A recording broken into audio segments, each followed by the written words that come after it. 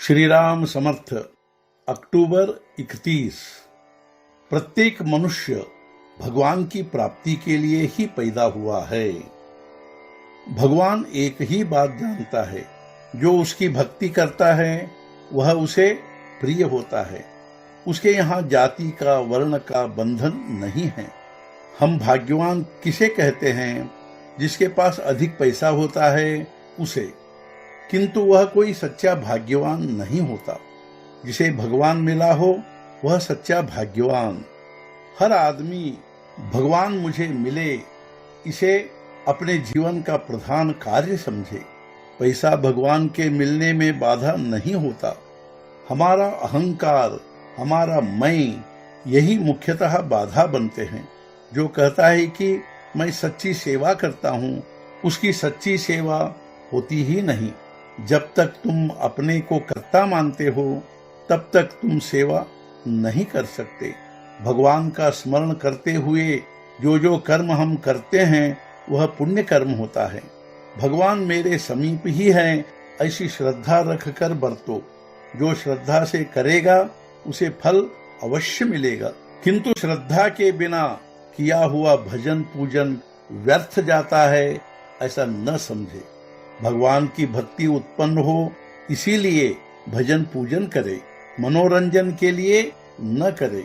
सत्कर्म करने वाले बहुत होते हैं, किंतु उनमें प्रायः स्वार्थ का भाव होता है। फल की आशा किए बिना सत्कर्म करना ही सच्ची भक्ति है।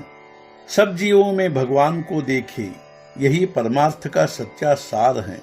मुझ में भगवान है यह समझ में आए तो औरों में भी वह है यह वह देख पाएगा।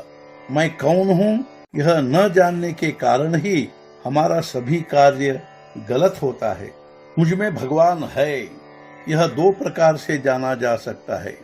एक तो यह कि सारी चेतना उससे प्राप्त होती है, और दूसरे यह कि जब हम कहते हैं कि किसी ने देह त्याग दिया तो उसका मतलब वह हुआ कि देह त्याग करने वाला कोई और ही होता है, यानी मैं यह देह नहीं हूँ। जागृति, स्वप्न और सुषुप्ति, इन अवस्थाओं का साक्षी कोई न कोई अवश्य है। इसलिए मैं कौन हूँ यह जानने के लिए हम साक्षी होकर रहे। सारे संसार को हम अपना कहते हैं, किंतु जो सचमुच अपना है उसे हम अपना नहीं कहते। तो भगवान हम में है यह भान उत्पन्न कर ले। अनुमान से और अनुभव से हम देखें तो भगवान हम में है यह हमें अवश्य समझेगा। नव वर्ष का आनंद प्रतिपदा से, जीवन का आनंद जन्मदिन से, और दिन का आनंद प्रातःकाल से शुरू होता है। इसलिए भगवान की भक्ति का प्रारंभ उसके नामस्मरण से करें, जिससे भक्ति के कारण होने वाला आनंद हमें तत्काल मिलेगा। आरंभ मधुर हो और अंत भी मधुर हो। आकाश जैसे सबके लिए समान है, उसी प्रकार मानव जन्म का ध्येय सबके लिए समान है और एक ही है।